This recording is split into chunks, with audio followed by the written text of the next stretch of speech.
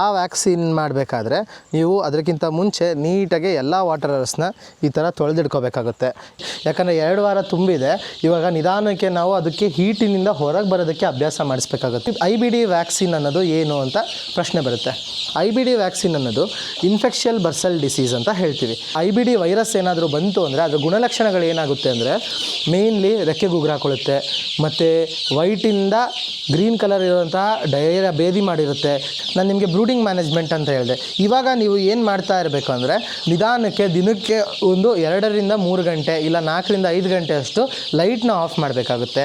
Scheme milk powder ನಾನು ಹೇಳಿದಾಗೆ ಪ್ರತಿ ಲೀಟರಿಗೆ 3 ಗ್ರಾಮ್ ಹಾಗೆ ನಾನು ಡೈಲ್ಯೂಟ್ ಮಾಡ್ಕೊತಾ ಇದ್ದೀನಿ. ಲೈಟ್ ಆಫ್ ಮಾಡಿಸಿ ಅವಕ್ಕೆ ನ್ಯಾಚುರಲ್ ಎನ್ವಿರಾನ್ಮೆಂಟ್ಗೆ ನೀವು ತರ್ತಾ ಹೋಗಬೇಕಾಗುತ್ತೆ. ಇವು ನಾಟಿ ಕೋಳಿ ಆಗಿರೋದ್ರಿಂದ ಅಷ್ಟೊಂದು ಏನು ಸಮಸ್ಯೆ ಬರೋದಿಲ್ಲ, ಆದರೆ ಬೇರೆ ಕಡೆ ಬ್ರಾಯ್ಲರ್ ಕೋಳಿ ಫಾರ್ಮು ಅದು ಇದು ಮಾಡಬೇಕಾದ್ರೆಲ್ಲ ತುಂಬ ಸಮಸ್ಯೆ ಆಗುತ್ತೆ. ಸೊ ನೀವು ಇದನ್ನು ಮಾಡಿದ್ರೆ ತುಂಬ ಉತ್ತಮ, ಅನಿಮಲ್ ಗ್ರೋತ್ ಚೆನ್ನಾಗಿರುತ್ತೆ. ಕೋಳಿಗಳಿಗೆ ಈಗ ಬೇದಿ ಆಗಿರ್ಬೋದು ಆ ಥರ, ಮತ್ತು ರೆಕ್ಕೆ ಗುಗ್ರು ಹಾಕೊಳ್ಳೋದು, ಊಟ ಮೇವು ಫೀಡು ತಿನ್ನೋದು ಬಿಡೋದಾಗ್ಬೋದು. ಆ ಥರ ಮಾಡಿದ ನಂತರ ಗುಗ್ರು ಹಾಕ್ಕೊಂಡು ಅವು ಸಾವನ್ನಪ್ಪೋ ಸಾಧ್ಯತೆ ತುಂಬ ಜಾಸ್ತಿ. ಮಿಕ್ಸ್ ಮಾಡಿದ ನಂತರ ಕೋಳಿ ಗಿಡಕ್ಕೆ ರೆಡಿ ಇದೆ. ಈಗ ನೋಡ್ತಾ ಇರ್ಬೋದು ನಾವು ಕೋಳಿಗೆ ಈ ವ್ಯಾಕ್ಸಿನ್ನ ಇಟ್ಟಿದ್ದೀವಿ. ನಮಸ್ಕಾರ ವೀಕ್ಷಕರೇ, ಡಾಕ್ಟರ್ ಪಶು ಯೂಟ್ಯೂಬ್ ಚಾನಲ್ಗೆ ನಿಮ್ಮೆಲ್ಲರ ಸ್ವಾಗತ. ನಾನು ಡಾಕ್ಟರ್ ಪ್ರಜ್ವಲ್ ವಿಕೆ. ಇವತ್ತು ನಮ್ಮ ಕೋಳಿಗಳನ್ನ ಮರಿಗಳನ್ನ ತಂದು ನಾವು 2 ವಾರ ಆಗಿದೆ. ಇವತ್ತು ಏನು ಮಾಡಬೇಕಾಗುತ್ತೆ ಅಂದರೆ 2 ವಾರ ತುಂಬಿದಂತಹ ಕೋಳಿ ಮರಿಗಳಿಗೆ ನಾನು ಹಿಂದಿನ ವೀಡಿಯೋದಲ್ಲಿ ಎಕ್ಸ್ಪ್ಲೈನ್ ಮಾಡಿದ ಹಾಗೆ IBD ವ್ಯಾಕ್ಸಿನ್ ಅನ್ನೋದನ್ನ ಮಾಡಬೇಕಾಗುತ್ತೆ. ಆ ವ್ಯಾಕ್ಸಿನ್ ಮಾಡಬೇಕಾದ್ರೆ ನೀವು ಅದಕ್ಕಿಂತ ಮುಂಚೆ ನೀಟಾಗಿ ಎಲ್ಲ ವಾಟರರ್ಸ್ನ ಈ ಥರ ತೊಳೆದಿಡ್ಕೋಬೇಕಾಗುತ್ತೆ. ಯಾವುದೇ ವ್ಯಾಕ್ಸಿನ್ ಮಾಡೋಕ್ಕಿಂತ ಮುಂಚೆ ವಾಟರರ್ಸ್ಗಳನ್ನ ನೀಟಾಗಿ ತೊಳೆದಿಡಬೇಕು.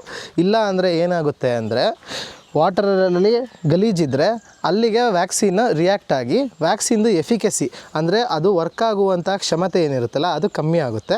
ಸೊ ಬನ್ನಿ ಇವಾಗ ಅದನ್ನು ಹೇಗೆ ಮಾಡೋದು, ಏನದ್ರದ್ದು ವಿಶೇಷತೆ ಎಲ್ಲ ಹೇಳ್ತೀನಿ. ಫಾರ್ಮ್ಗೆ ಹೋಗ್ತಾ ಇದ್ದೀವಿ ಈಗ. ಇದು ನೋಡಿ ಫುಡ್ ಡಿಪ್ಪು ನಿಮ್ಗೆ ಹೇಳಿದ್ನಲ್ಲ, ಯಾವತ್ತು ಫಾರ್ಮ್ಗೆ ಎಂಟ್ರ್ ಆಗೋಕ್ಕಿಂತ ಮುಂಚೆ ಫುಡ್ ಡಿಪ್ಪಲ್ಲಿ ಕಾಲನ್ನ ನೀವು ಕಂಪ್ಲೀಟಾಗಿ ಡಿಪ್ ಮಾಡ್ಕೊಂಡು ನಂತರ ಒಳಗೆ ಹೋಗಬೇಕಾಗುತ್ತೆ. ಈಗ ಕಾಲು ಹೆಚ್ಕೊಂಡು ನಾವು ಒಳಗೆ ಹೋಗ್ತಾಯಿದ್ದೀವಿ. ನೋಡಿ ಎಲ್ಲ ನಾಟಿ ಮರಿಗಳಿದ್ದಾವೆ. ಸದ್ಯಕ್ಕೆ ನಾವು ಬ್ರೂಡಿಂಗ್ ಲೈಟ್ನ ಆಫ್ ಮಾಡಿದ್ದೀವಿ. ಏನದು ಹೀಟಿಂಗ್ ಬಲ್ಬ್ಸ್ ಇದೆಯಲ್ಲ, ಆ ಹೀಟಿಂಗ್ ಬಲ್ಬಿನ ಲೈಟ್ನ ಆಫ್ ಮಾಡಿದ್ದೀವಿ. ಯಾಕಂದರೆ 2 ವಾರ ತುಂಬಿದೆ, ಇವಾಗ ನಿಧಾನಕ್ಕೆ ನಾವು ಅದಕ್ಕೆ ಹೀಟಿನಿಂದ ಹೊರಗೆ ಬರೋದಕ್ಕೆ ಅಭ್ಯಾಸ ಮಾಡಿಸ್ಬೇಕಾಗುತ್ತೆ. ಇಲ್ಲಿ ನೋಡ್ತಾ ಇದ್ದೀರಾ ನೀವು, ಕೋಳಿ ಮರಿಗಳು ಬ್ರೂಡರ್ ಗಾಡಿಂದನೇ ಹೊರಗೆ ಹಾರಿದ್ದಾವೆ. ನಾಟಿ ಮರಿಗಳೇ ಹೀಗೆ ಆಲ್ರೆಡಿ ನೀವು 2 ವಾರ ತುಂಬ್ತಿದ್ದಂಗೆ ಹಾರಕ್ಕೆಲ್ಲ ಶುರು ಮಾಡೋಕ್ಕೆ ಸ್ಟಾರ್ಟ್ ಮಾಡುತ್ತೆ. ಈಗ ಇಲ್ಲಿಂದ ಹೊರಗೆ ಬಂದು ನೋಡಿದ್ರೆ ನೋಡಿ, ಇಲ್ಲಿ ಒಟ್ಟು 1200 ಕೋಳಿ ಮರಿಗಳಿದ್ದಾವೆ ಇಲ್ಲಿ. ಇದೆಲ್ಲ ಆಲ್ರೆಡಿ ಬುಕ್ ಆಗಿದೆ ನೋಡಿ. ಸೈಜು ಇದು ಸೈಜ್ಗಳನ್ನೂ ಸಹ ನೋಡ್ಬೋದು, ತುಂಬ ಸಣ್ಣ ಇದೆ, ಇನ್ನೂ ಅಷ್ಟು ದೊಡ್ಡ ಆಗಿಲ್ಲ ಯಾವು. ಇವಾಗ ಇದೇ ಮರಿಗಳು ಮತ್ತು ಟೋಟಲ್ ಆ ಕಡೆ ಸೈಡು ನಮ್ಮ ಹತ್ರ ಅಸೀಲ್, ಕಡಕ್ನಾಥ್, ಗಿರಿರಾಜ, ಕಾವೇರಿ ಮತ್ತು ಅಸೀಲ್ ಕಾಲ, ಅಸೀಲ್ ಪೀಲ, ರೋಡ್ ಐಲ್ಯಾಂಡ್ ರೆಡ್ ಎಲ್ಲ ಇದೆ. ಅವಕ್ಕೂ ಸೇರಿಸಿ ವ್ಯಾಕ್ಸಿನ್ನ ಮಾಡಬೇಕಾಗ್ತದೆ. IBD ವ್ಯಾಕ್ಸಿನ್ ಅನ್ನೋದು ಏನು ಅಂತ ಪ್ರಶ್ನೆ ಬರುತ್ತೆ. IBD ವ್ಯಾಕ್ಸಿನ್ ಅನ್ನೋದು ಇನ್ಫೆಕ್ಷಲ್ ಬರ್ಸಲ್ ಡಿಸೀಸ್ ಅಂತ ಹೇಳ್ತೀವಿ. ಈ ಇನ್ಫೆಕ್ಷಸ್ ಬರ್ಸಲ್ ಡಿಸೀಸ್ ಏನು ಮಾಡುತ್ತೆ ಅಂದರೆ ಇದು ಒಂದು ವೈರಲ್ ಕಾಯಿಲೆ ಆಗಿರುತ್ತೆ. ಕೋಳಿಗಳಲ್ಲಿ ಆಗಲಿ ಮನುಷ್ಯರಗಳಲ್ಲಾಗಲಿ ಬ್ಯಾಕ್ಟೀರಿಯಲ್ ಕಾಯಿಲೆಗಳನ್ನ ತಡೆಗಟ್ಟೋದು ತುಂಬ ಸುಲಭ. ಆದರೆ ಯಾವುದಿದು ವೈರಸ್ಸಿಂದ ಬರುವಂಥ ಕಾಯಿಲೆಗಳಿರುತ್ತಲ್ಲ ಅವಕ್ಕೆ ಯಾವುದೇ ರೀತಿಯ ಆ್ಯಂಟಿವೈರಲ್ ಮೆಡಿಕೇಷನ್ಗಳಿರಲ್ಲ. ಈ ಬ್ಯಾಕ್ಟೀರಿಯಾಗಳಿಗಾದರೆ ಆ್ಯಂಟಿಬಯೋಟಿಕ್ನ ಹಾಕೋತೀವಿ, ಆದರೆ ವೈರಲ್ಗಾದರೆ ಯಾವುದೇ ಆ್ಯಂಟಿವೈರಲ್ಲು ಈಗ ಸದ್ಯಕ್ಕೆ ಕೋಳಿಗಳನ್ನ ನಾವು ಹಾಕೋಕ್ಕಾಗಲ್ಲ. ಅದು it is not effective also. ಅದಕ್ಕೆ ನಾವು ಏನು ಮಾಡಬೇಕಂದ್ರೆ ವ್ಯಾಕ್ಸಿನ್ ಮಾಡೋದು ತುಂಬ ಮುಖ್ಯ ಆಗುತ್ತೆ. ಈ IBD ವ್ಯಾಕ್ಸಿನ್ ಅನ್ನೋದು IBD ಇನ್ಫೆಕ್ಷಸ್ ಬರ್ಸಲ್ ಡಿಸೀಸ್ ಅಂತ ಹೇಳ್ತೀವಿ ನಾವು. ಅದು IBD ವೈರಸ್ಸು ಆ ಕಾಯಿಲೆನ ಕಾಸ್ ಮಾಡುತ್ತೆ. ಈ ಕಾಯಿಲೆಗಳಲ್ಲಿ ಮೇನ್ಲಿ ಏನಾದರೂ ಕೋಳಿ ಮರಿಗಳಿಗೆ ಆ IBD ವೈರಸ್ ಏನಾದರೂ ಬಂತು ಅಂದರೆ ಅದರ ಗುಣಲಕ್ಷಣಗಳು ಏನಾಗುತ್ತೆ ಅಂದರೆ ಮೇನ್ಲಿ ರೆಕ್ಕೆ ಗುಗ್ರು ಹಾಕೊಳ್ಳುತ್ತೆ, ಮತ್ತು ವೈಟಿಂದ ಗ್ರೀನ್ ಕಲರ್ ಇರುವಂತಹ ಡಯೇರಿಯಾ ಭೇದಿ ಮಾಡಿರುತ್ತೆ. ಹಿಂದೆಗಡೆ ಏನಾಗುತ್ತೆ ಅಂದರೆ ಅದರ ವೆಂಟ್ ಅಂದರೆ ಯಾವಲ್ಲಿ ಇಕ್ಕೆ ಹಾಕುತ್ತಲ್ಲ ಆ ಭಾಗದಲ್ಲಿ ಪೇಸ್ಟಿ ವೆಂಟ್ ಅಂತ ಹೇಳ್ತೀವಿ. ಅಂದರೆ ಇಕ್ಕೆ ಎಲ್ಲ ಕಟ್ಟಿ ಹಿಂದೆ ಎಲ್ಲ ಕಟ್ಕೊಳ್ಳುತ್ತೆ. ಮೇನ್ಲಿ ಇವು ಏನಂದರೆ 3 ರಿಂದ 4 ವಾರ ಇರುವಂತಹ ಕೋಳಿ ಮರಿಗಳಿಗೆ ಎಫೆಕ್ಟ್ ಆಗುತ್ತೆ. ಇದು ಯೂಶಲಿ ದೊಡ್ಡದ್ರಲ್ಲಿ ತುಂಬ ಜಾಸ್ತಿ ಆಗಲ್ಲ, ಮೇನ್ಲಿ ಮರಿಗಳಿಗೆ ಎಫೆಕ್ಟ್ ಆಗುತ್ತೆ. ಈ ಒಂದು ವೈರಸ್ ಏನು ಮಾಡುತ್ತಪ್ಪ ಅಂದರೆ ಮೇನ್ಲಿ ಬಂದು ಈ ವೈರಸ್ಸು ಕೋಳಿಗಳಲ್ಲಿರುವ ಇಮ್ಯುನಿಟಿ ಶಕ್ತಿನ ಕಮ್ಮಿ ಮಾಡುತ್ತೆ. ನಾವು ಬರ್ಸಾ ಆಫ್ ಫ್ಯಾಬ್ರಿಕಸ್ ಅಂತ ಹೇಳ್ತೀವಿ. ಕೋಳಿಗಳ ಡೈಜೆಸ್ಟಿವ್ ಟ್ರ್ಯಾಕಲ್ಲಿ ಒಂದು ಬರ್ಸಾ ಅಂತ ಇರುತ್ತೆ, ಅದು ಬರ್ಸಾ ಆಫ್ ಫ್ಯಾಬ್ರಿಕಸ್ ಅಂತ ಹೇಳ್ತೀವಿ. ಅದು ಕೋಳಿ ಮರಿಗೆ ಇಮ್ಯುನಿಟಿನ ಕೊಡ್ತಾ ಇರುತ್ತೆ, ಇಮ್ಯುನಿಟಿ ಡೆವಲಪ್ ಮಾಡೋಕ್ಕೆ ಹೆಲ್ಪ್ ಮಾಡುತ್ತೆ. ಈ ವೈರಾಣು ಏನು ಮಾಡುತ್ತೆ ಅಂದರೆ ಆ ಬರ್ಸಾಗೆ ಹೋಗಿ ಅದನ್ನು ಚಿಕ್ಕದಾಗಿ ಮಾಡಿಬಿಡುತ್ತೆ. ಅಂದರೆ ಅದನ್ನೆಲ್ಲ ತಿನ್ನೋಕ್ಕೆ ಒಂಥರ ಹೇಳಿದ್ರೆ ಅದನ್ನು ತಿನ್ನೋಕ್ಕೆ ಸ್ಟಾರ್ಟ್ ಮಾಡಿ ಕಮ್ಮಿ ಚಿಕ್ಕದಾಗಿ ಮಾಡೋಗ್ಬಿಡುತ್ತೆ. ಆ ಥರ ಚಿಕ್ಕದಾದ ನಂತರ ಏನಾಗುತ್ತೆ, ಆ ಕೋಳಿ ಮರಿಗಳು ದೊಡ್ಡದಾಗ್ತಾ ಅದು ಇಮ್ಯುನಿಟಿ ಪವರ್ನೇ ಕಮ್ಮಿ ಮಾಡಿಬಿಡುತ್ತೆ. ಆಗುತ್ತೆ. ಆ ಇಮ್ಯುನಿಟಿ ಪವರ್ ಕಮ್ಮಿ ಆದಾಗ ಏನಾಗುತ್ತೆ ಅಂದರೆ ಕೋಳಿ ಮರಿಗಳು ಬೇರೆ ಸೆಕೆಂಡರಿ ಬ್ಯಾಕ್ಟೀರಿಯಲ್ ಇನ್ಫೆಕ್ಷನ್ ಅಂದರೆ ಬೇರೆ ಕಾಯಿಲೆಗಳು ತನ್ನ ಕ್ಷಮತೆನ ತೋರಿಸಿ ಜಾಸ್ತಿ ಮಾಡ್ಕೊಳ್ಳೋಕೆ ಸ್ಟಾರ್ಟ್ ಆಗುತ್ತೆ. ಸೊ ಅದಕ್ಕೆ ಇದು ಮೇನ್ಲಿ ಏನು ಕೋಳಿನ ಡೈರೆಕ್ಟಾಗಿ ಸಾಯಿಸಲ್ಲ, ಇದು ಇಮ್ಯುನಿಟಿ ಕಮ್ಮಿ ಮಾಡುತ್ತೆ. ಇಮ್ಯುನಿಟಿ ಕಮ್ಮಿ ಆದರೆ ಸಾಕು ಆಟೋಮೆಟಿಕ್ಕಾಗಿ ಬೇರೆ ಕಾಯಿಲೆಗಳು ಅವಕ್ಕೆ ಬಂದು ಕೋಳಿಗಳಿಗೆ ಈಗ ಬೇದಿ ಆಗಿರ್ಬೋದು ಆ ಥರ, ಮತ್ತು ರೆಕ್ಕೆ ಗುಗ್ರ ಹಾಕೊಳ್ಳೋದು, ಊಟ ಮೇವು ಫೀಡ್ ತಿನ್ನೋದು ಬಿಡೋದಾಗ್ಬೋದು. ಆ ಥರ ಮಾಡಿದ ನಂತರ ಗುಗ್ರ ಹಾಕೊಂಡು ಅವು ಸಾವನ್ನಪ್ಪೋ ಸಾಧ್ಯತೆ ತುಂಬ ಜಾಸ್ತಿ. ಇನಿಷಿಯಲಿ ಸ್ವಲ್ಪ ಮೈಲ್ಡ್ ಫಾರ್ಮ್ ಆಫ್ ವೈರಸ್ಗಳಾದರೆ ಒಂದು 30-40% ಅಷ್ಟೇ ಮಾರ್ಟಲಿಟಿ ಇರುತ್ತೆ. ಅಂದರೆ ನಿಮ್ಮ 1000 ಕೋಳಿಲಿ ಒಂದು 300 ಕೋಳಿ ಹೋಗೋ ಸಾಧ್ಯತೆ ಇರುತ್ತೆ. ಏನಾದರೂ ಹೈಲಿ ವಿರುಲೆಂಟ್ ಸ್ಟ್ರೈನ್ ಅಂದರೆ ಅದರಲ್ಲಿ ತುಂಬ ಹಾನಿಕಾರಕವಾದ ವೈರಸ್ ಏನಾದರೂ ನಮ್ಮ ಭಾಗದಲ್ಲಿ ಬಂತು ಅಂದರೆ 100% ಎಲ್ಲ ಕೋಳಿಗಳು ಸತ್ತೋಗುತ್ತೆ. ಸೊ ಅದಕ್ಕೆ ಈ ವ್ಯಾಕ್ಸಿನ್ನ ನಾವು 14ನೇ ದಿನ ಅಂದರೆ 2 ವಾರ ತುಂಬಿದಾಗ ಮಾಡೋದು ತುಂಬ ಉತ್ತಮ. ಮತ್ತು ಇದನ್ನು ಬೂಸ್ಟರ್ ಸಹ ಮಾಡ್ಕೋಬೋದು. ಆದರೆ ನಾಟಿ ಕೋಳಿಗಳಿಗೆ ನಾವೇನು ಮಾಡೋಕ್ಕೆ ಹೋಗಲ್ಲ, ಆದರೆ ಬೂಸ್ಟರ್ ಅಗತ್ಯದಿಂದ ಆದರೆ ಮಾಡಿಕೊಂಡ್ರೆ ತುಂಬ ಉತ್ತಮ. ಬೂಸ್ಟರ್ನ ಇದರಿಂದ 2 ವಾರ ಆದ ನಂತರ ನಾವು ಬೂಸ್ಟರ್ ಡೋಸ್ನ ಅಂದರೆ ಬೂಸ್ಟರ್ ಡೋಸ್ ಅಂದರೆ ಸಪ್ರೇಟ್ ವ್ಯಾಕ್ಸಿನ್ ಅಂತ ಏನು ಬರಲ್ಲ, ಅದೇ ಕೋಳಿಗಳಿಗೆ ಮತ್ತೆ ಅದೇ ವ್ಯಾಕ್ಸಿನ್ ಇನ್ನೊಂದು ಸರಿ ಹಾಕಿದಾಗ ಅದ್ರ ಇಮ್ಯುನಿಟಿ ಪವರ್ ಇನ್ನೂ ಜಾಸ್ತಿ ಆಗುತ್ತೆ. ಕೊರೋನಾದಲ್ಲಿ ನಾವು ಹೇಗೆ ಬೂಸ್ಟರ್ ಡೋಸ್ ಹಾಕಿದ್ವಲ್ಲ, ಹಾಕಿಸ್ಕೊಂಡು ಫಸ್ಟ್ ಡೋಸ್ ಹಾಕ್ಕೊಂಡು ಸೆಕೆಂಡ್ ಡೋಸ್ ಹಾಕಿದಾಗ ಅವಾಗ ಇಮ್ಯುನಿಟಿ ಪವರ್ ಇನ್ನೂ ಜಾಸ್ತಿ ಆಗುತ್ತೆ. ಆ ಥರನ ನೀವು ಮಾಡ್ಬೋದಾಗುತ್ತೆ. ಸೊ ಇವಾಗ ವ್ಯಾಕ್ಸಿನ್ ಮಾಡೋಕ್ಕಿಂತ ಮುಂಚೆ ಮುಖ್ಯವಾದ ಅಂಶಗಳು ನಿಮಗೆ ಹಿಂದಿನ ವೀಡಿಯೋದಲ್ಲೂ ಸಹ ಹೇಳಿದ್ದೆ.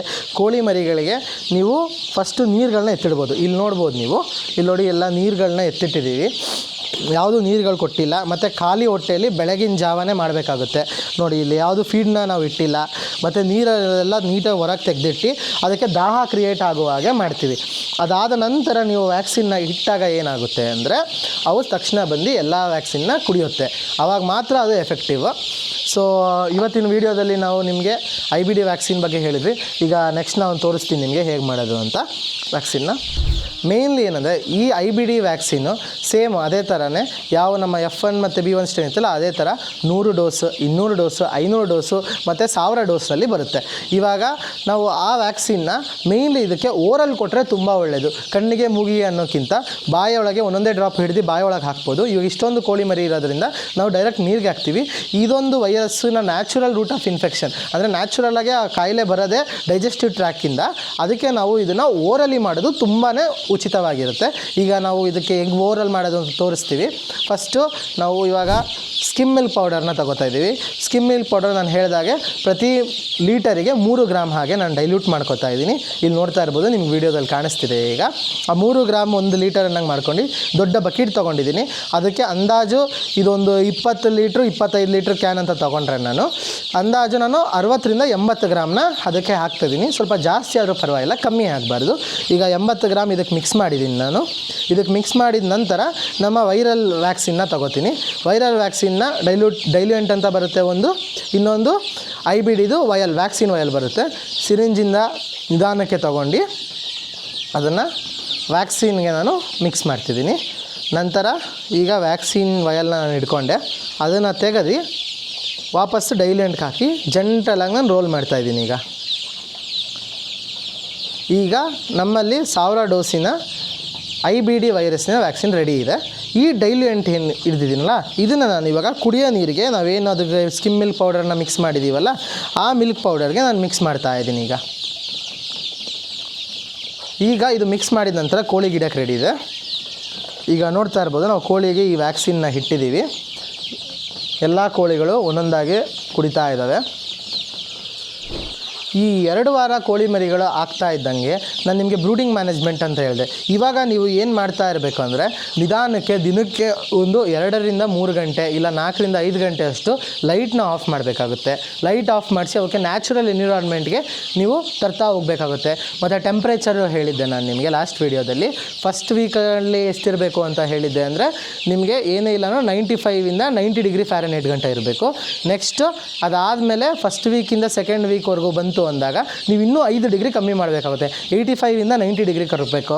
ಆವಾಗ ಏನು ಮಾಡಬೇಕು ಅಂದರೆ ನೀವು ಈ ಬಲ್ಬ್ಗಳ ಹೈಟನ್ನು ಜಾಸ್ತಿ ಮಾಡಬೇಕಾಗುತ್ತೆ. ಈ ಬಲ್ಬ್ ಹೈಟ್ ಜಾಸ್ತಿ ಮಾಡಿದಾಗ ಟೆಂಪ್ರೇಚರ್ ಆಟೋಮೆಟಿಕ್ ಕೆಳಗೆ ಕಮ್ಮಿ ಆಗ್ತಾ ಹೋಗುತ್ತೆ.